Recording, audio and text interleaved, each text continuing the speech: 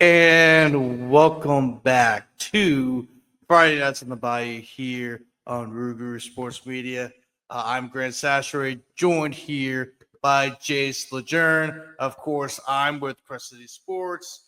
Jace is with Gridiron Football, two of the more premier websites that cover high school football around the South Louisiana. Of course, we do a lot of stuff outside of high school football, but of course, um, we have a both have a love of high school football. We have both happen to cover it.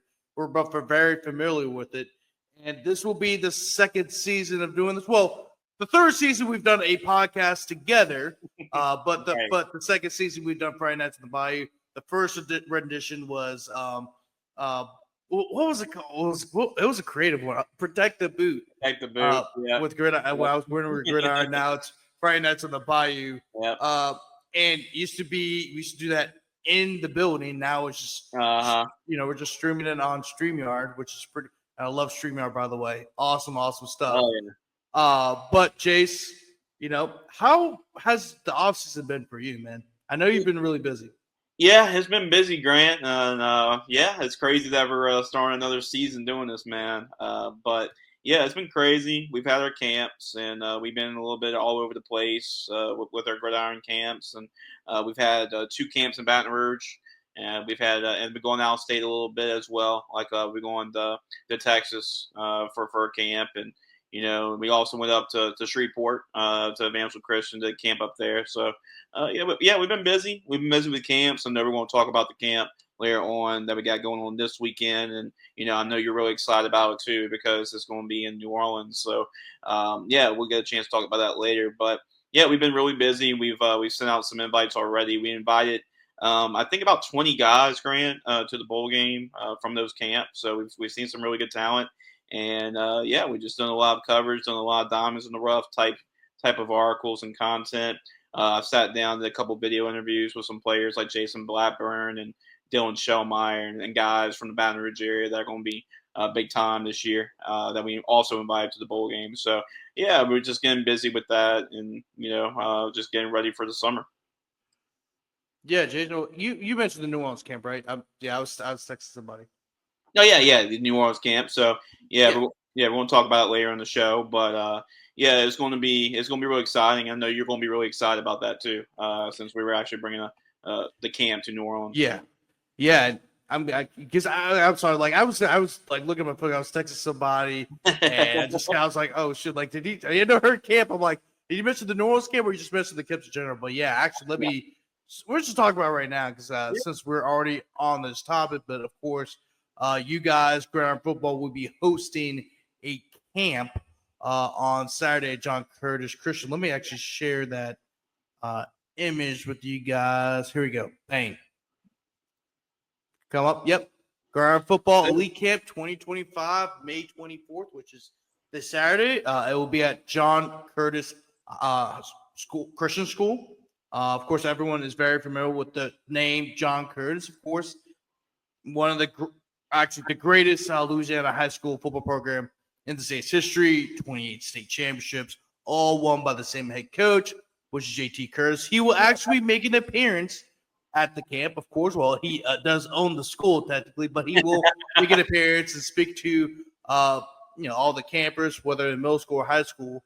But yeah, make sure check-in will be from 8 to 9:45. You'll have some talking in between there from 9:45 to 10. And then from 10 to 1 will be the actual camp. And then 1 o'clock it ends, the award presentation. But right now, this show is getting released today, which we're recording this Thursday night, but this being released on Friday. So you still have a lot of the next 24 hours up until the day of the camp. It's $75. But once it's the day of the camp, you're walking up to pay for it, $100. $25 difference, but honestly, still a great deal. It's pretty inexpensive relatively, and it's a great thing to be put on. It not only here's the thing, even if you don't have to just attend. Well, I would say this. Let me rephrase this. It's a great way to prepare for other combines and camps or whatever. If you want to go to the Under Armour one, or the Rivals one, it's a great introduction. But then also, if you prove yourself, let's say you are a upcoming senior, you will have the possibility of getting invited to the Gridiron Football All-American Bowl, which is being held in Baton Rouge. And I think you guys are having it in Destrehan, if I remember correctly, or is that's the plan? Yeah, so right now it hasn't been 100% confirmed. We're still talking to the city Gonzalez right now and trying to see what they want to do. And we're still talking to a lot of different places as well. But once we come up with a decision about where the bowl game is going to be held at this year, we'll let it be known. And we'll definitely share it out with Crescent City too. We'll come up with a big press release as well once we decide where we're going. And still some conversations being had, and we hope to get this put to bed. I mean, as far as where we're going to be by the time the summer ends up. So, but make sure to just follow Gridiron Football to keep updated, and when we end up having that decision of where we're going. Yeah, definitely, Jason. Appreciate what you guys do. Of course, I'm really excited about this camp. This is something that was a constant conversation when I was interning at Gridiron. We need to have one in New Orleans. But of course, the more and more people come, the more and more they're going to come out there, of course. And I really hope this thing goes well, because I think right now we're about 25, 30 get signed up. But what I do know, and I told you this before we hopped to the show, it may be 25, 30 right now, but there could be 20 people in line, because we're in New Orleans. We just kind of take everything easy. We just wait till the last possible minute. It's just how we are down here. So, hopefully that's the case. But it's a great opportunity at John Curtis High School, great facilities. Make sure to come out. It'll be a blast. Yeah, it is a great opportunity, like you mentioned. I mean, you pretty much explained it perfectly, Grant. And what's really good is that we talk about the other camps, right? Like it's great to go to all these other camps, right? It's also great just to get some preparation for the college camps too, because a lot of the stuff that we do, like the 40s, the shuttles, all that's what you're going to be doing at the college camps too. They're doing the same thing. And Andy Bryson, CEO of Gridiron Football, I mean, he's worked these camps when he was at Southeastern. That's what they did. So the camps model those colleges. So it's a great, especially with a lot of camps this summer. It's a great way to start getting in shape, especially if you've gone and you, especially going and participate in other sports, right? Like track and baseball, and it's a good way to get back into the football rhythm, right? But it's great exposure. So another thing we got going on, Grant, we're bringing the magazine back. So the Gridiron Football print magazine, and everybody that comes to the camps, they're going to be in the magazine. So we send that magazine all over the place to all kinds of different colleges, so that way they'll get it, and you get a chance to maybe get rated in the magazine. So that's another big news I forgot to mention earlier to start off the show, is that we're bringing the print magazine back, and we got some really cool stories. Like I did a story, one-on-one interview with JT Curtis. That's going to be in the magazine, just to thank John Curtis for allowing us to host the camp over there. But yeah, it's a lot you're going to get out of it, Grant. You're going to get interviewed. Every player is going to get interviewed. That's what that 8, 9, 30 time frame is. So every player will get interviewed. Every player is going to be in the magazine. Every rep is filmed, which is really good. So if you have a big catch or something in the competition, or you run a really good 40, you'll get all that footage the week after the camp, and you have a chance to promote that, put that on the social media, and see that, and that way get that out there for college coaches. And it's just a chance to be on our radar. It's not like that you're definitely not going to be on the radar. It's like, especially you're not going to be on the radar if you don't go to our camp. That's not the case. But you definitely have a better chance of getting on our radar if you go to our camp. That's basically what it means. So this is going to be a great opportunity to get on our radar. If you're an underclassman, just get on our radar, right? That's going to be a good opportunity, get some exposure. Start at an early age. If you're a middle school kid, get an offer for a junior high bowl game, or if you're a class of 2026 prospect, go to the camp and try compete for a chance to play in a Gridiron Football American Bowl game if you're an upcoming senior. So, I mean, that doesn't mean you go, doesn't mean you're automatically invited, though. You still have to perform at a high level, show what you got. But that's a really good step to come if you're a class 2026 prospect and get that chance to play in the bowl game. And that's what people ask, how you get invited to play in the bowl game. The quickest and easiest way to do it, the best way to do it, is to come to our camp. So if you're in New Orleans and you're class of 2026 prospect, want to get that invite to the bowl game, make sure you show up to our camp. Yeah, definitely, Jace. And also want to mention this too. You had a guy who signed to North Carolina. You had a couple guys signed to Navy in the past. I mean, there's a lot of guys who have signed on to play Division I football, whether that's the FBS and FCS. And of course, you had guys on D2 schools, D3 schools, and NAIA schools. It's a great, once again, it's a great opportunity to get some film out there. It's a great opportunity to go against some other kids from around the state, whether it's in your area, but also around the state. It's just a great opportunity. Great measuring stick. Great measuring stick, and also some great, work to put up in the off season, right? Because when you're not really doing anything, of course, a lot of high schools are kind of off right now because it's Memorial Day weekend, and a lot of people won't get back to work until early June. So it's a great opportunity to get some better. Go to camp, just get 1% better, get in shape. That way, when you do report to your team, whether it's like maybe in early June, most likely, when you do report back to your team, you're not been sitting on the couch, eating junk food, and you're out of breath the first day. I mean, you're already in shape and ready to roll. So just get 1% better at the end of the day. Yes, and I'll also mention to people what was the percentage of guys who played in the Grand Iron Football All-American game that ended up playing in college. Oh, sorry. What was the question, Grant? Yeah, because I think you made first. But what was the percentage of guys that played in the Grand Iron Football All-American game that ended up playing or ended up signing with another college? Right. So if you're looking at the last 7 years, so I guess going to our 7th year this year, we've had a high success rate. We are looking at 97% of the guys that played in our bowl game have received an offer to play college football, just to have that option to play college football. Now, if you go and look at who's actually signed and all that, probably you're looking at towards like the 85% range. But just receiving an offer and just getting the opportunity to play college football, you're looking at that 96-97% chance. And really it's good both ways, right? We've sent a lot of players to play college football through the bowl game, but it also has the opposite effect as well. And a lot of times players go and play in the bowl game and they realize that, oh man, this is the type of town we're going to be playing against in college. Maybe college football isn't for me. So we've actually get that type of a response as well. But at the end of the day, we're just helping kids get that measuring stick, right? That care that they're always chasing, like I always say.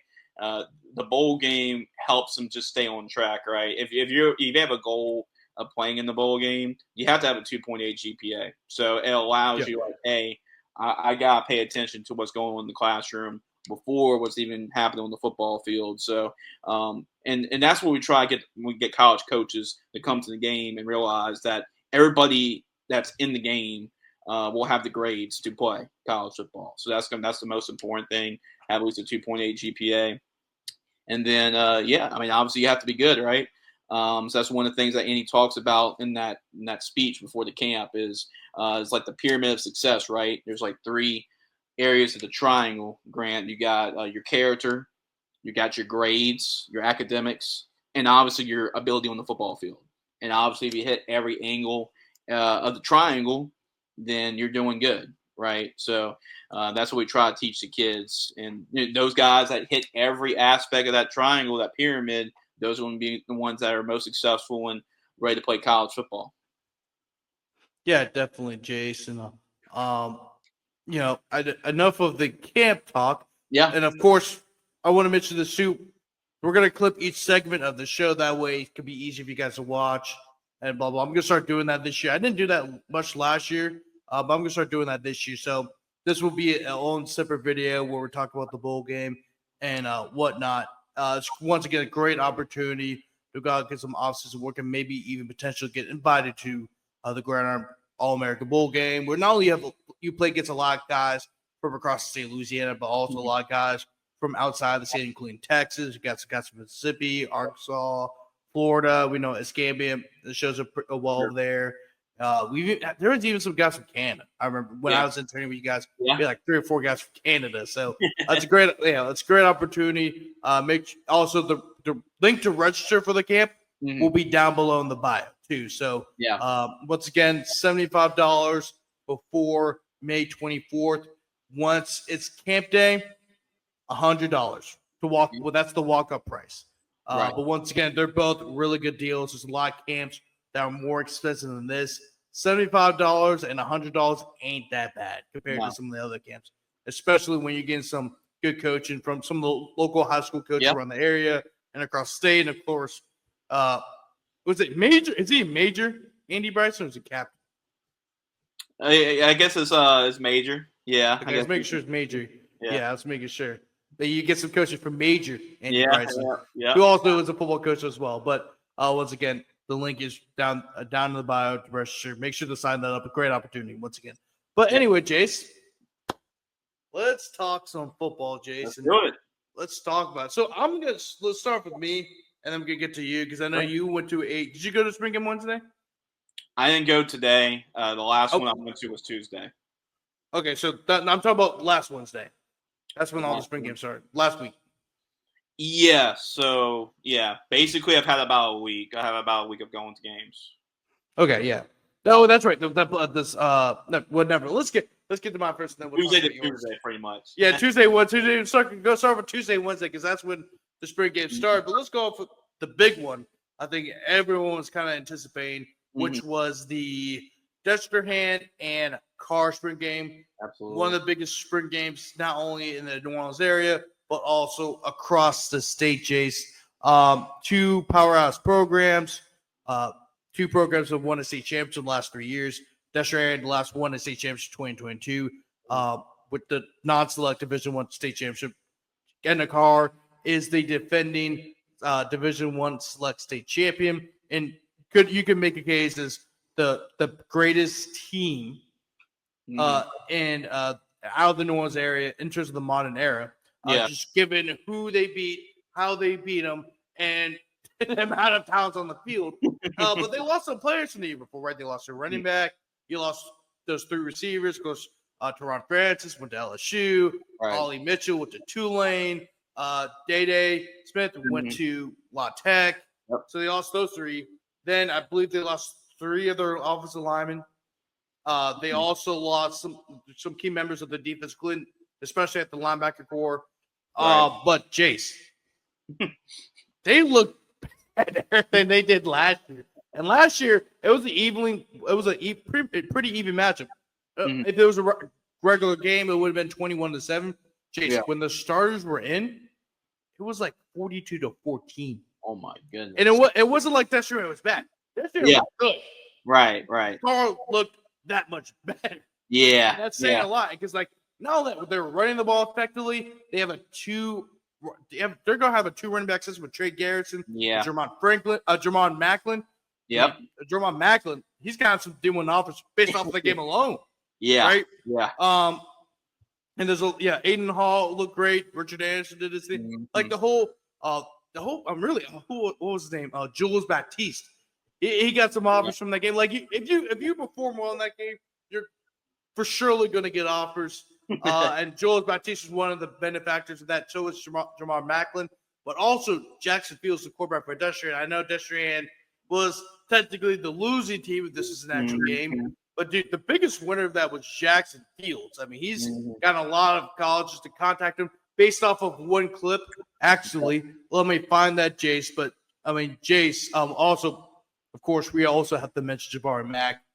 Kind of have to mention him too. It helps. It helps when you have a guy like that to throw the ball to. But yeah, I mean, and he's a great receiver. Oh, by the way, he and Hayward Howard. Hayward Howard is he's a cornerback for Karr. Yeah. He recently committed to Texas less than a week before that spring game. Jabari Mack put him on skates for a touchdown. Yeah, I mean, wild. Talk about good on good. I mean, you're talking about LSU versus Texas.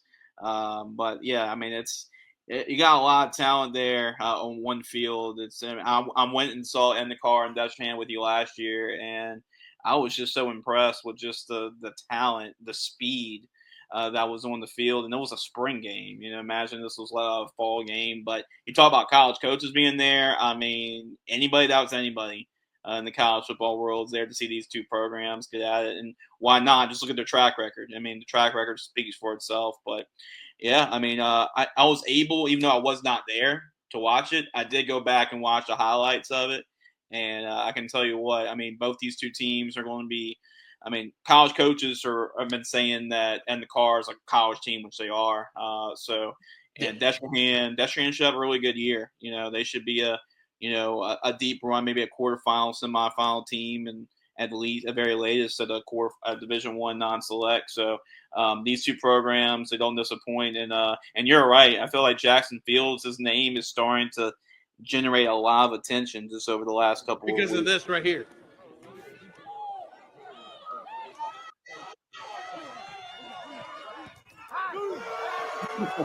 Like, bro.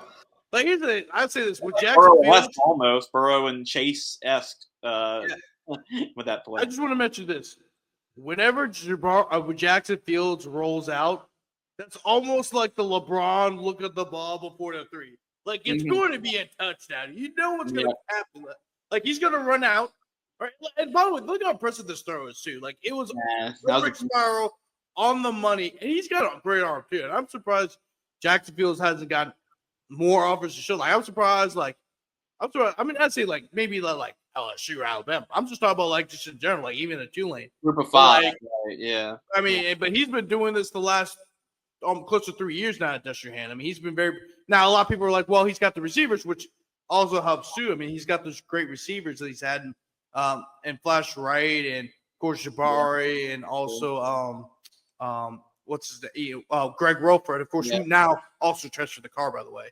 By the way, it was kind of funny. But he's had a lot of great receivers over the years, and so a lot of times when coaches see that, they're like, oh well, he's had those great receivers, but actually that doesn't tell the whole story. But when you do stuff like that, where you can roll out and throw it on the dime like that, I mean, that's really impressive. Yeah, I mean, you still have to do it. I mean, it doesn't matter if you have all these pieces with you. I mean, you still have to execute. You still have to be the quarterback, and you get that term right. People say, "Oh, he's just a game manager." Isn't that the definition of what a quarterback should be? Is a game manager. So yeah, he's got the weapons, obviously, but he's still got to go out and do it. And you saw exactly, Grant, of what this Destrehan team was last year with Jackson Fields and without Jackson Fields. Because remember, he was hurt for beginning of the year, right? And they were not the same team. And when he got back in the lineup, we were talking about Destrehan being a dark horse to win a state championship. That's because of Jackson Fields. You take him off, and they're not the same team. Even though they have all the talent around him. So it's great to see that he's starting to get that attention, and for him to ball out like he did against Carr. If you can make those throws against Carr in front of college coaches, you're going to get attention, and that's the best way to do it. And he showed up. Oh, that's Aiden Hall right there. I mean, Aiden Hall looked very impressive. I mean, of course, last year was Jace Thomas was kind of the winner. This year it was Aiden Hall and it was Jabari Mack. I mean, also Jamar Macklin had a great performance. Actually, I think this might be coming up. We might be coming up soon, but also Floyd Jones looked great up there.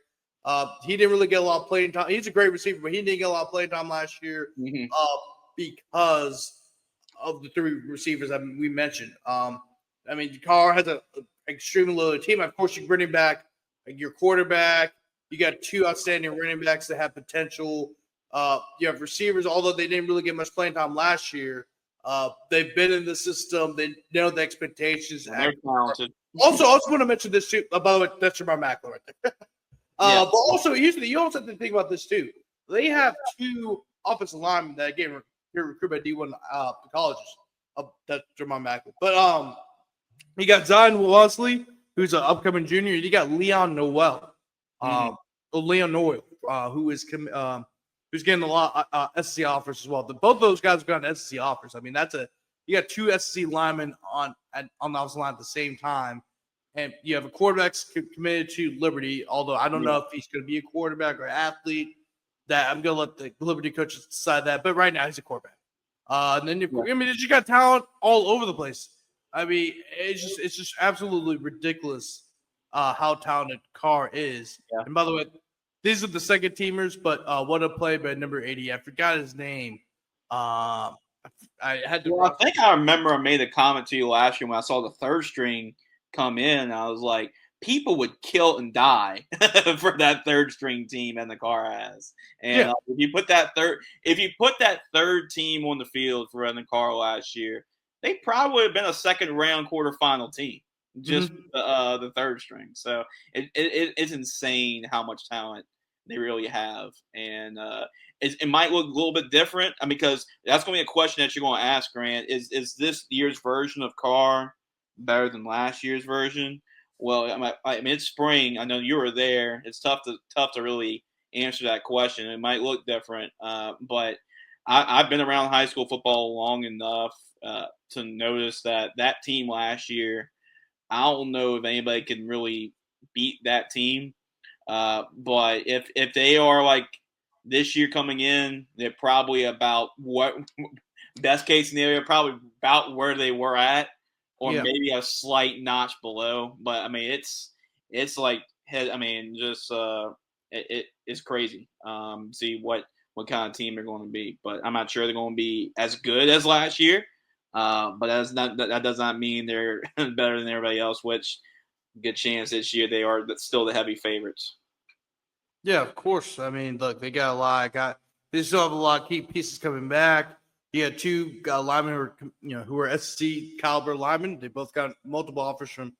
They both got offers from SEC schools. I mean, look, it's just the expectation of Carr. It really is.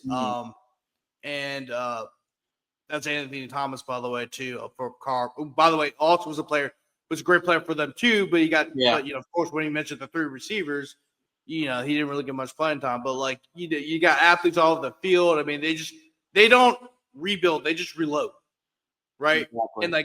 And I you want to know how deep Carr is? You have an all-state caliber linebacker, Tyree Darensbourg, who literally transferred to Chalmette. He had to transfer to Chalmette to get playing time. And guess what? He's ended up being like an all-district players. I think it was an all-district defense MVP. I think he was also on the All-State team as honorable mention. And they also got a good bit of offers himself too. That's how deep that Carr team was last year, and they're still just as deep as they are this year. And when you're giving Destrehan all kinds of hell, that just shows you, how great of a team Carr is. And the only thing I mean, because I'm not worried about people are asking about the receivers, right? And the Carr is going to plug and play, and I think it'll be all right there. But the only question I have is how hungry they're going to be, because last year, remember it was a team that it was a couple years of trying to win that state championship. It's been a little bit of a dry spell for them, and you can tell they were hungry too last year to finally get back and win state. After hearing how good they are after dominating last year, my only concern is how hungry they're going to be, because I've been kind of close to that situation, right? Like, for example, Catholic High, I think this was after they won the first state championship, right? And going to 2016 season. The year after they won their first state championship, they were way better on the field, talent-wise, than they were when they won. But they won that first championship. They were kind of like, oh, okay, we're going to just go back and win it again when they were better on paper. But they lost to Brother Martin in the playoffs. So you just never know. But I think the only team that needs to be worried is pretty much themselves. I mean, that's the biggest thing is don't be complacent. And I think complacency is the one thing you have to worry about if you're Carr. Yeah, I mean, look, they got D1 athletes all over the place, and look, they still got a lot of talent coming back. But yeah, I agree with you, Jace. You're gonna be you are the hunted down, right? Mm-hmm. You're kind of, even though Carr's usually been the hunters, right? They've been the hunted for a long time. Mm-hmm. But now, but they're more also like hunters/hunter. Like they weren't at the top of the food chain. Now they are. So now you're going to have guys coming gunning for you. And of course, there's a little skirmish right there. I probably should have put that in the video, but it shows you how. But I also want to show that because there's also football. They're boys. Let the boys be the boys. But Yeah. going back to what I was saying, but yeah, like look, there's gonna be some good competition in the Catholic League, right? I mean, yes, they're by far the best team in the Catholic League right now, but Jesuit, who we're going to talk about soon, they look like they could be a threat. St. Aug's, bringing back a lot of key pieces. You can't forget, Brummel's always going to be in play. Brother Martin's always going to be in play. There's some competitive teams in the Catholic League this year, right? And yeah, they may be the outright best, but there's going to be people gunning. There's going to be people gunning for you from the Catholic League because Destrehan-Karr's won the last 3 district crowns. And then also when you get to the playoffs, St. Thomas More is returning a lot of guys back, right? Then you also have Catholic. You can't forget about your alma mater, Calicut. You can't. There's a lot of teams that are gonna be gunning for your head, so they can't get complacent. But Jace, moving off of that spring game, let's talk about the first spring game you went to. Yeah, so I'm gonna be pretty brief. I went to St. Michael in Fontainebleau. Basically, the main attraction to that one, it was the only one going on that day. It was a Tuesday, and it was the first time I get to see Warrior Stadium, right? So St. Michael's new stadium, they revealed that for the first time, and it's really nice. Artificial turf. The stands kind of remind me a lot of the old Church Academy. Christian Life is kind of like the stands a little bit on a hill, and the field's like on the bottom. But it was pretty nice. It was a really nice setup, and you can tell why it took a little bit of a time to get that stadium right. But I'm excited when they're playing regular season games there. I think they want to start off with. I talked to Coach Held, Eric Held, who's now with LSU.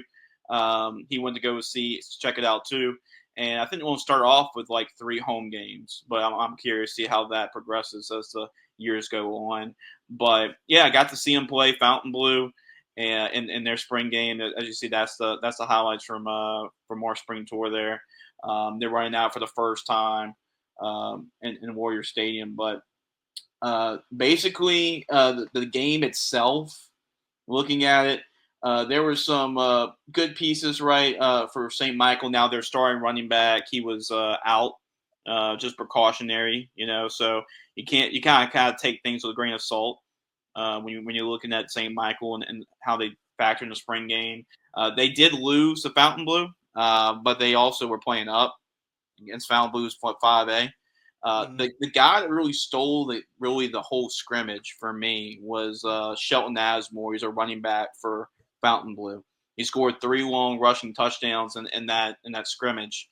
And I just come to find out, I'm doing some research, and like, who is this kid, right?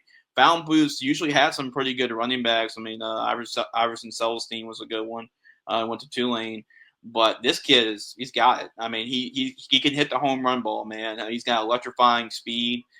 He broke the long ball 3 times for touchdowns, and he's going to be a weapon. He's actually a class of 2028, so he's still got he's still got 3 years to go to. I'm sure he's somewhere in there, but he's the real deal. I think that's him, and yeah, that's actually him right there. Yeah. But St. Michael's defense looked good. Looking at the game, they've had their problems defensively. But one guy that stood out for St. Michael was Johnny McCarty. He's a wide receiver. We actually invited him to the All-American Bowl game so far. He had a couple catches at wide receiver. There he is right there, breaking off the long run. So he's really only a freshman, still going to his sophomore year. Wait, what? Are you serious? Class of 2028. So he's going into his sophomore year. He's got 3 more years left. But he's going to be a dude. You're going to see him, Grant. He's going to be at the camp on Saturday. This kid is going to be a real deal the next couple of years. He was definitely a guy that really stood out for him. Johnny McCarty, what I was saying for St. Michael, number 7. He had a sack coming in on the blitz, and he was like the most reliable pass catcher in the game as well. Had a couple catches, 3 or 4 catches in the game. But yeah, I mean, nothing too much to really make out of that. Caden Livingston's a quarterback. He did a really good job of making some plays on the run, extending plays. You can tell he's a really good athlete. Jackson Sampson's a really good linebacker for St. Michael too. He really stood out. But yeah, Fountain Blue, they got some playmakers. I really don't know how they're going to really fall in that district, right? Coach Kavanaugh with another year going in, but it seems like they got some playmakers. You see number 7 right there. He definitely really stood out as kind of a gauging guy for him. But yeah, Samaj Whitting is his name. But they got some they got some playmakers, and they can make things a little interesting. So that was St. Michael and Fountain Blue. Yeah, definitely, Jason. Found Blue has some really good players. Like you said, the running back. It's just I thought he was like a There he sophomore, is again. but the fact he's a freshman going on sophomore. I mean, if they got a special player like that, I can only imagine what Found Blue is going to be. I mean, Found Blue, of course, they are playing actually in the. They're not in the same district as Covenant. I think they're in the same district as like all the Slidell schools and everything like that. And if they got a special player like this, they have a chance to maybe even win that district too. Because from what I've seen, like and what you've been telling me, yeah, this guy's the real deal. And those type of players don't come around Pine Blue very often. If he's going to play like this, like he's playing right now. And also, I want to mention this about St. Michael. St. Michael has been a very good program over the last few years. I mean, Coach Leger has done a great job with that program. They didn't win a single playoff game before he got there. So the job he's done, I mean, is commendable. I mean, what he's done with that Warrior program has just been awesome to see. And really, maybe they could take the next step. I know, of course, the other Catholic high school in Baton Rouge, your alma mater, Catholic High, tends to take all the best kids it got in Baton Rouge. So they may get some guys who may not be going to Catholic High, or but I think if he keeps building this thing, maybe they can build something special over that St. Michael, because they've been contending for the district title the last 2 years, and maybe they can take it this year. But you got to play the season. Hopefully it works out. Yeah, but anyway, Jace, there was another game you attended on Thursday. I actually didn't attend one on Thursday. I had some other things going on, but you attended the Franklinton and Hammond scrimmage. Jace, why don't you talk about that? Yeah, I was intrigued by just both programs. I mean, Jacob Crane and just letting your audience know about this. He actually earned his Gridiron All-American Bowl game invite. He's one of the guys that got that invite from a camp earlier in Baton Rouge. Him and Jerry Botley from Sun Lab got their invites as quarterbacks to play in the bowl game. So he looked sharp. Obviously, you saw the year he had last year. You did a story on it. On the progress he made from his sophomore year to his junior year, and I was curious what this Franklinton team is going to look. I mean, you even said it, Grant. I mean, you heard from Coach Salter from Maggio that he thought this team is going to be better than last year's team, and you saw what kind of team they had. So I kind of want to check that out, and I want to see what kind of team Hammond had, because Coach Buckles is doing a good job with the team, with the program, and they become a playoff team. Before he got there, they weren't really winning that much. So I want to see what Coach Buckles had in store for Hammond. So basically, the spring game, Franklinton just goes right down the field and they score a touchdown. But after that, Hammond's defense was pretty much unstoppable, man. Really, they got a lot of really good speed. And Franklinton, besides that first drive, there was not really a lot going on for them throughout that spring scrimmage. And like Bo Webb was a player that played in a bowl game, an offensive lineman. That's going to be something to follow. They have to replace a lot on the line of scrimmage from last year, and that's going to be something that to pay close attention to, because the line struggled protecting Jacob Crane throughout the majority of that game. And Jacob Crane, a lot of times when he was pressured, he had to throw the ball way quicker than he wanted to. Throw it in the dirt, throw it away. But when he had time, he looked good. Him and DeMikey's McLean, you saw him make that catch like the first play, and that's after the high snap. But they look good. That duo looks really good. Expect Jacob Crane and McLean to really be a good 1-2 duo there. Defensively, they gave up some big splash plays. Hammond's got some talent. I don't know. It's kind of like Fountain Blue, right? How did they stack up in that district? Just because that's a tough district they're in.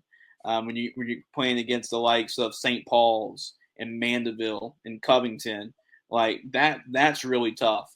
But Hammond has a chance to be really a sneaky team this year. Taron Jones is a quarterback. He's a pretty athletic guy there. And you look at really the other weapons offensively. They got two really good running backs and Zayden Bennett and Quadress Lewis. One's kind of like the quicker guy, and one's kind of the really the north-south runner. But they do complement each other really well.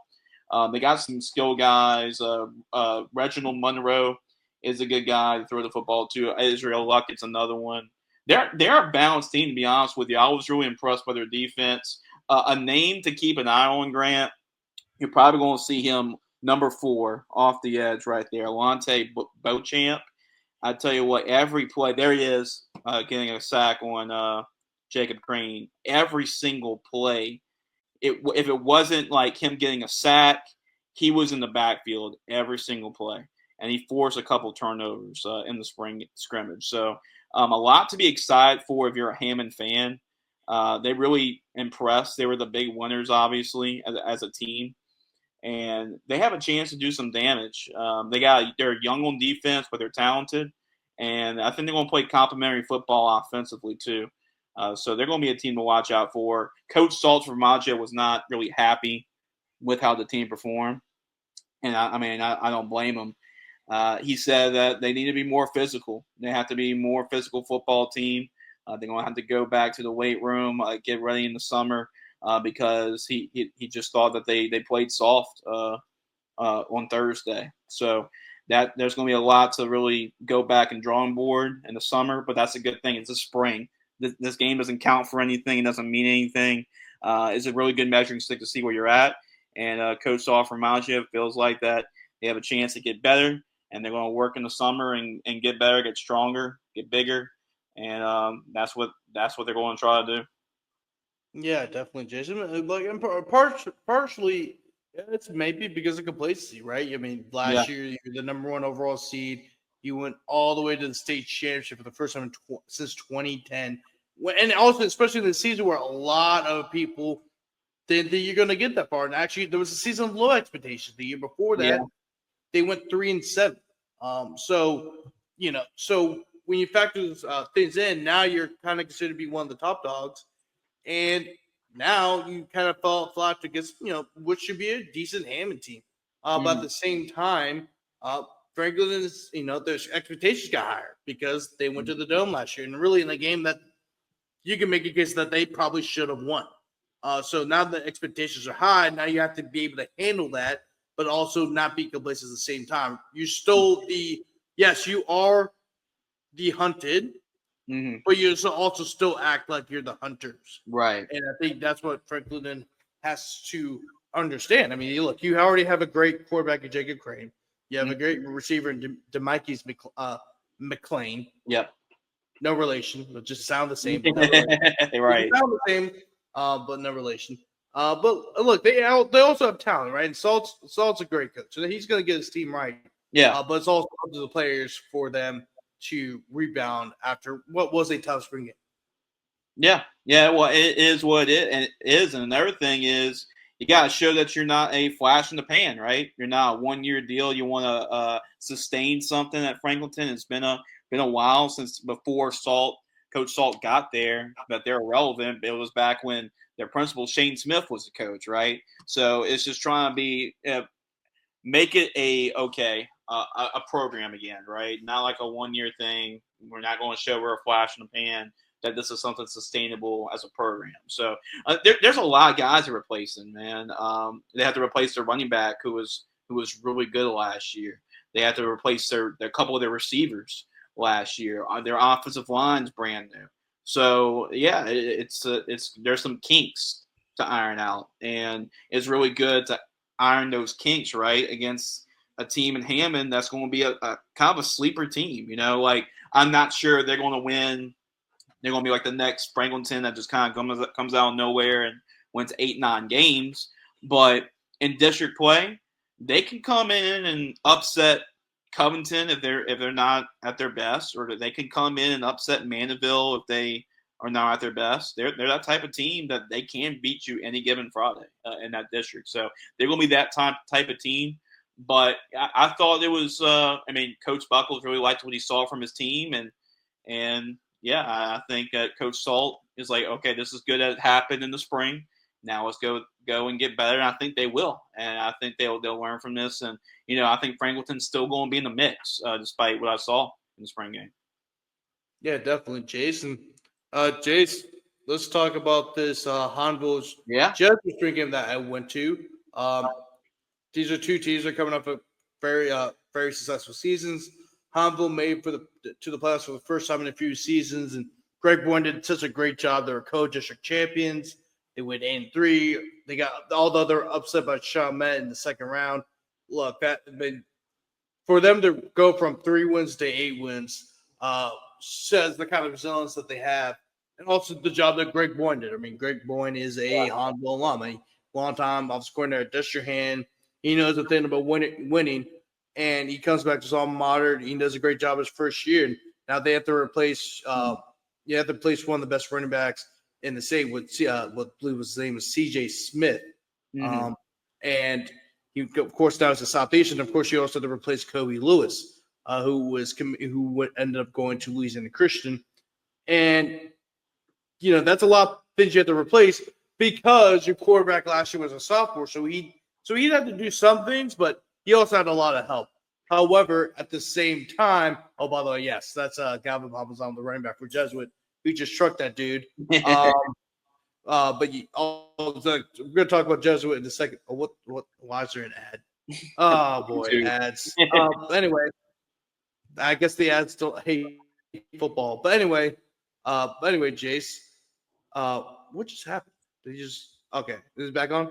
Yeah, it's back on. It's back on. Okay, sure. But yeah, anyway, but what I was saying was that now the quarterbacks has take on a lot more, right? Landon Teague has to take on a lot more. He's an upcoming junior. And what a better way to go up against a great Jesuit team. And, of course, Hanville looked great. They looked great, although the receivers were dropping a lot of balls. And you can't do that, right? I mean, it's funny because after the spring game, Coach Boyne mentioned a lot about how wide receivers are actually the best group throughout the sprint, and then they're dropping a lot of balls. And I think that has a lot to do with going against another team for the first time this season, and that's just some kinks you have to deal with. Like I said, that was another drop ball that ended up being an interception by Jesuit. But Landon Teague did throw 2 touchdown passes. He looked solid throughout the game. It's just the receivers do need to catch the ball, right? And I think they will. That's a decent group they have there. And also there were the 2 starting running backs, but still not an excuse though. But I think once they get the running back, they'll be a more complete team. Well, Jesuit, man, they look solid. Of course, the quarterback Taylor Norton's coming back, and I said, when you have a starting quarterback back and a lot of key members back from the year before, starting running backs, 2 starting receivers, 2 or 3 of offensive linemen, and you also have a solid defense coming back.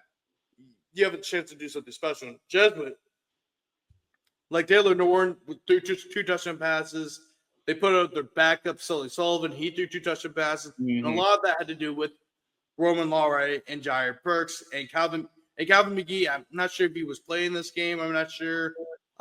He didn't really get much receptions, but they have a solid receiving corps over there, Jesuit, Jason. They have a chance to do something special. And like I said, and kind of alluded to what we're talking about, Carr. This is a dark horse team in 5A, Jason. I mean, they are. When you have your starting quarterback back, your starting running back, your starting receiving corps, offensive line, you have 2 of the best defensive linemen in the state, including Zyron Forsyth, who's the number 1 defensive end in this class. They also have experience, and you also have a state championship caliber coach in Ryan Manali, who's led 2 different programs to a state championship game. Yeah. So the Jesuit, I think, has a chance to be the dark horse. Of course, you still have to get past some of the big boys in the Catholic League, especially Carr, which, by the way, they played Carr really tough last year, 21-9. That was the closest that Carr came to losing a game up until they played against Catholic in the semifinal, which was the de facto state championship, by the way. But Jesuit has a chance to make some noise this year. I think they and when you have a lot of great players, the sky's the limit for the Blue Jays, literally and figuratively. Yeah, and you think about the years they've had. Both these teams surprise a lot, even though these are two really good programs. And just history, right? Yeah. Uh, they have surprised everybody from what they were able to do. Coach Bourne, you just talked about at Honville. It's been a couple down years ever since probably the Puka Williams run with Coach Saul Formaggio. And you saw them make the steps that they need, and having a Honville guy there as a head coach, I think it's going to really help bring this program back to relevancy again. And Jesuit, I mean, I was pretty impressed with them last year. You know, when I saw them in their spring game last season, and when you have two guys like Fornstall and Will Berry to kind of build around, you know that defensive front is going to be really nasty this year. And you talk about Taylor Norton, right? Get him back at quarterback. All the guys they bring back. Now this is a chance. You made strides last year, right? Now, can you be that team that challenges for that? Maybe that what we talked about last year, right? Who's going to be that second team that we talk about behind and the car? And I feel like Jesuit is one of those candidates that can legitimately be that second team. We talk about a dark horse, a sleeper. Definitely Jesuit's definitely a team to watch out for. Yeah, definitely, Jace. And yeah, I think there's gonna be a couple of teams that you consider a dark horse team, but Jesuit, it's a school. We all like Jesuit's always had a solid program, but like I'd say this on a lot of our podcasts. I've said this before. I hear Friday Nights in the Bayou. The Jesuit is a team that will have a solid team. They'll have a 6-4, 7-3 type of team, and then they'll always have that one team that wins multiple games and ends up going far in the playoffs. And this could be that team for Jesuit, right? Yeah. I remember Jesuit from like 2018 to 2019. They were kind of a team that was like a 6-7 win team. And then 2021 happened, and they won every single – well, I'll say they on paper won the game against Brother Martin, but remember that was Brother Martin had to like forfeit like half their games and they won. So that was counted as a win for Jesuit, and they ended up winning the Catholic League because of that. Otherwise, it would have got a Brother Martin without the forfeitures. But Jesuit and Brother Martin were neck and neck. They were the two best teams in New Orleans that year. Jesuit ended up beating them in the semifinals and were this close to winning another state championship. I believe it would have been their eighth or ninth state championship or whatever. First one since 2014. They were this close to being that Catholic team that had Sean Sampson and Daniel Beal, and Perry Email in the junior sophomore years. Yeah, they were this close. So when you think, junior, they're all sophomore. Yeah, I forgot their years, but it doesn't matter. That was a great Catholic team. Yeah, it was the middle of the Catholic state championship. Right. Yeah. Right. That was in the middle of their run where they won 3 championships in 4 years. Yeah. And Jesuit nearly beat them. And I think this Jesuit team could be that team again. Like I said, every 4 or 5 years you're going to have every 3-4 year span where they're going to be a pretty good program. Like 6 wins, 7 wins, 8 wins, and then they're going to have that one team that's a contender, and this could be it. By the way, that was Landon Teague. We're going to get to him in a second. But Landon, that was a great touchdown throw to Ben and Hakeem, who also can play quarterback for Honville in case Landon Teague gets hurt. Yeah. Also great athlete, too. But anyways, going for Jesuit, Jace, I think this could be the team for Jesuit if all things come to place, no injuries, no significant injuries, they stay healthy, and they don't make any mistakes, because I think they have a great shot, although I don't think it will happen. I don't think they can. Can't compete. I'm gonna say this. I don't know if they're gonna win the Catholic League. But I can tell you this: they're probably gonna be second. They're right now one of the best options to do it. If I had to do a preseason standings, they would be second right now, just based off of who they have coming back. Right. If it's not them, they are a candidate to be that second team. We talk about kind of in the mix, right? I mean, John Curtis and Rummel and those type of teams, St. Aug, they can be that team. Definitely, that's Roman Law right there. If you see number 8 in blue and white, that's Roman Law. He was calling Law. He was finding ways to get open, right there. He was always getting open, and if they could not guard Roman Law, by the way, they just couldn't. But anyway, Jace. But yeah, like I said, Jesuits really has a chance to be really good. Hambo has a chance to be really good. Landon Teague seems like he's taking the right steps needed in his junior year. It's his second year as a second quarterback at Hambo. His junior season, I think he has a great chance of doing so. Both coaches, both Coach Manali and Coach Boyne, have done a great job with both their programs. Yep. But Jace, moving on to another. Did you happen to go to this? I know said you were going, but did you happen to chance to go to the St. Aug Madison Prep game? Yeah, I did go. I haven't posted any of the highlights and stuff yet. That's going to be for last. Yeah, that's going to be for last because I'm right now uploading all the Plaquemine, Karen Crow stuff. But yeah, I did go there.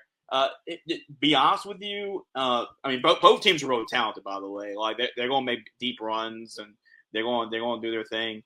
But not really a lot to talk about. I mean, from the spring game here. I mean, both teams. Although talented, they did make mistakes. You know, as what you expect from a spring game. You had a lot of low snaps, high snaps, penalties, like a lot of that action going on in that game. But still, I mean, you see the talent and you see the upside for both these programs. Madison Prep, they got some really talented guys, Ryan Varese and Cannon Walker on the defensive side of the football. They're two guys that we invited to play in their gridiron game. They had really good camps for gridiron, and they both got invited to play in the bowl game, and both did a really good job. And then obviously everybody knows about their safety. He's really the really big deal. Javen Holmes, he is SEC. Like, talk about build a safety, what they look like. Javen Holmes is that guy. He is really good. I mean, just sideline to sideline, the range he has. A lot of times they play one safety deep, and it's him. That shows you how good he is. But defensively, they're solid. Landon Johnson, the quarterback. I mean, obviously Tyron Johnson's brother.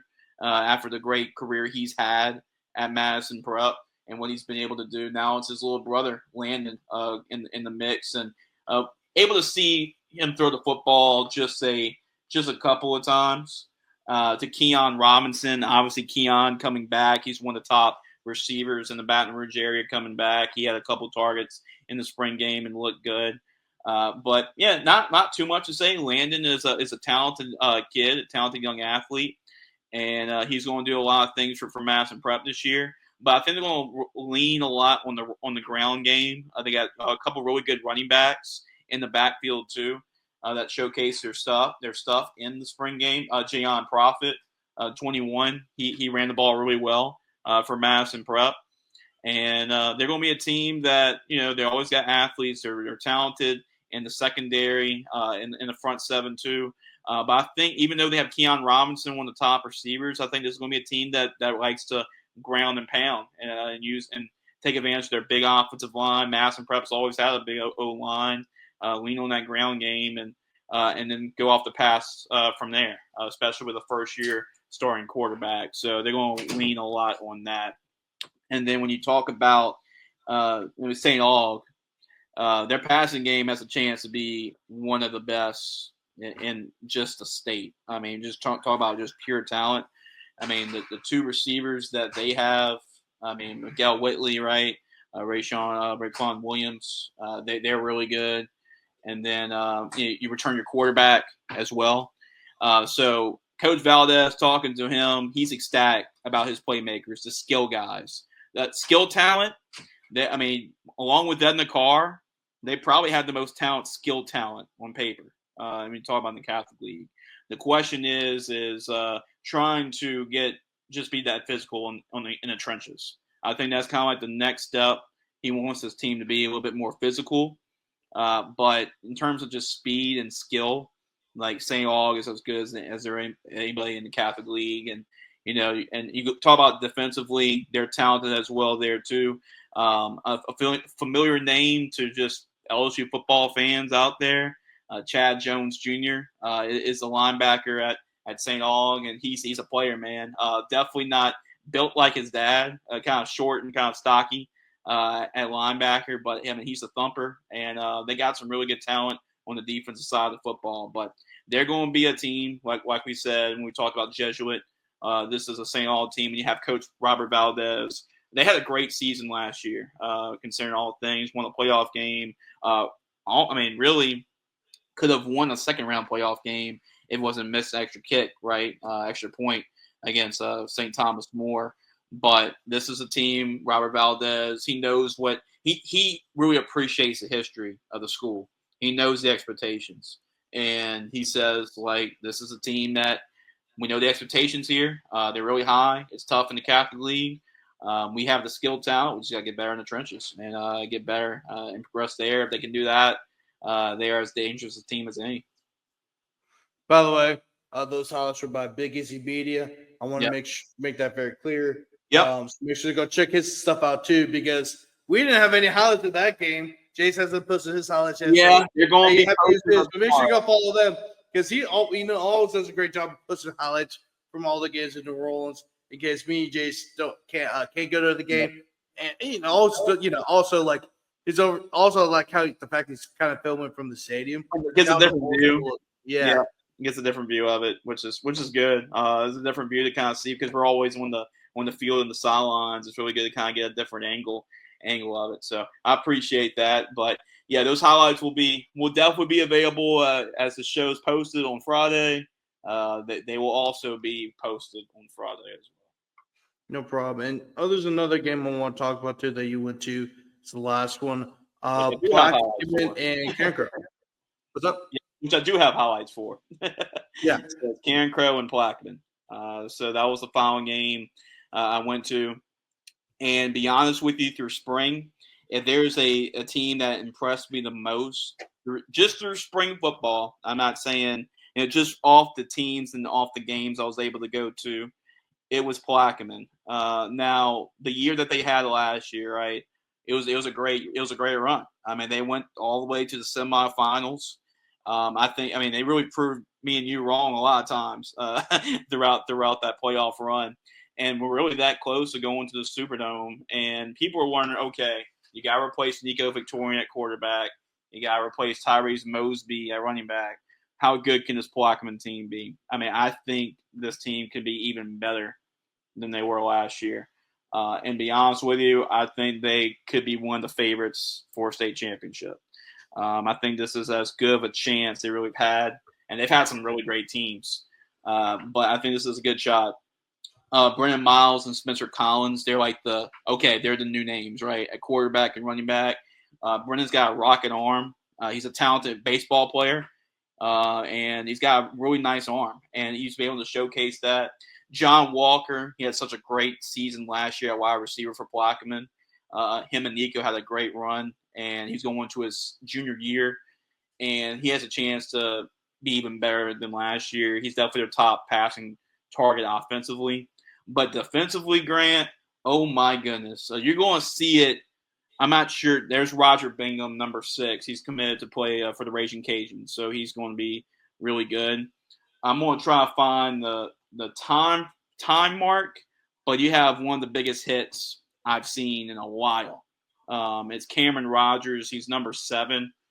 I'm going to try to see if I can find it for you, because this hit was like it woke everybody up. And for a while, I think the Carencro guy was on the field for a while. I think he's okay. But yeah, that did take a while. But defensively, they're a bunch of headhunters. I mean, they're coming in with vengeance every single play. I mean, you can hear the popping and the hitting on every tackle. Defensively, they return everybody. So you see number 3 at running back. He's really explosive in Spencer Collins, and he can hit the home run ball. He had 3 long rushing touchdowns in that spring game. So Plaquemine looked really well. And we talk about Carencro. Carson Gursey is a guy we're really familiar with. He played in our Gridiron Junior High Bowl game when he was in 8th grade. And he was kind of like thrown in the fire a little bit at quarterback, kind of rotating in with Chance Babineau. But there's no question about it. He's the guy at quarterback. He took every snap at quarterback. Even with the second team, Grant, he was the quarterback. He was the quarterback for the first team and the second team. There was no question that he was the guy. He missed a couple reads, but that's what you expect from a young quarterback. But the talent, the upside Carson has, it's through the roof. This kid's got it. He threw 4 touchdowns against a really good Plaquemine secondary that's got Division I talent. But he's the real deal, man, and he's going to be really good. He's still going into his sophomore year, his first full season as a starter. But you see here's a touchdown pass he threw. Mm-hmm. It's a good Plaquemine secondary. But Chance Babineau, him and Chance hooked up for a long touchdown pass. I think that duo is going to be really good to watch this season, especially Chance kind of turning his focus more at wide receiver after kind of going back and forth between quarterback and receiver.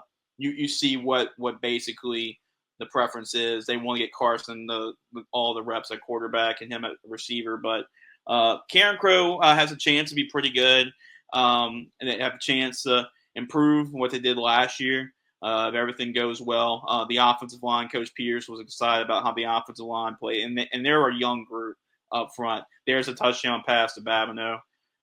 But, yeah, it's a really good group on the offensive line that he's pretty proud of. Defensively, there's some guys that have to replace.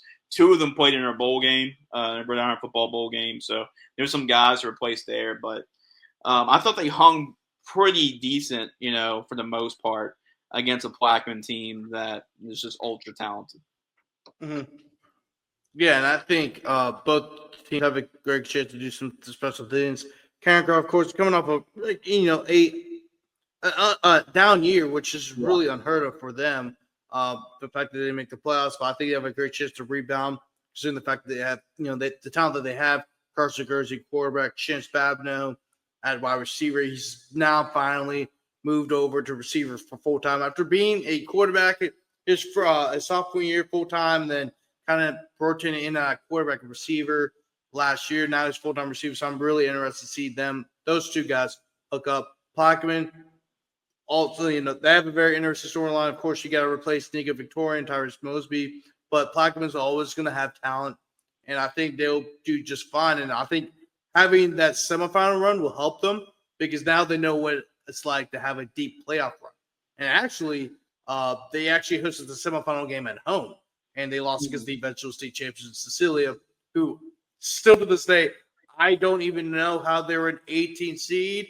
But that's the power ratings for you. Sometimes I agree with the power ratings, and sometimes I'm like, how did this team become the 18th seed? So, Grant, you want to see something? Fast forward to the 7:07 mark. So I'm on post this play pretty soon. Actually, after we're done with the show, but watch this play. Ooh. So Jace, I don't think we can show murder on YouTube, dog. Yeah, being right, I was right in front of it when it happened. The whole place went crazy. Jared was right by me. Jared's eyes just opened up. But that is the other DB. That's not even the one going to Raging Cajuns. This is Cameron Rogers. So they're really talented. And they got another DB. He had 2 picks off Carson Gursey. So the secondary has a chance to be as good as it gets in the state, I believe. Jace, call them. You can say UL Lafayette. This is the safe space. Be politically correct. I'm just going to Raging Cajuns. Not even going to bother. I ain't going to bother flirting around that line. Yeah, we're already seeing the civil wars have been fought over that on Twitter. But anyway, Jace, that's going to wrap up the first episode of the 2025 season for Friday Nights in the Bayou. A lot of spring games. I only covered 2, but you covered 2 very important spring games in Southern Louisiana. Of course, you covered a lot of key spring games all across Southern Louisiana as well, in the New Orleans and Baton Rouge and Lafayette regions. But once again, make sure to click on the link if you want to participate in the 2025 Gridiron Elite Camp held at John Curtis Christian School here in the New Orleans area. You don't have to be from the New Orleans area to participate. You can be from You could be from Mississippi. You could be from Lafayette. You could be from Baton Rouge. Make sure to go participate. It's a great opportunity to get some work in. As you guys know, some of you guys are having some off time, right? Because some of you guys probably won't start again until June. So it's a great opportunity to go go get some extra work in as you have some downtime this weekend. Once again, the link is down below. $75 to register and get your name on the list.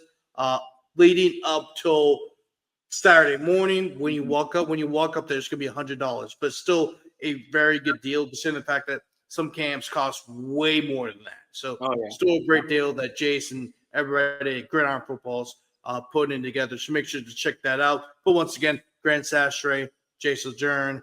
This is Friday Nights on the Bayou, and we'll see you guys next time.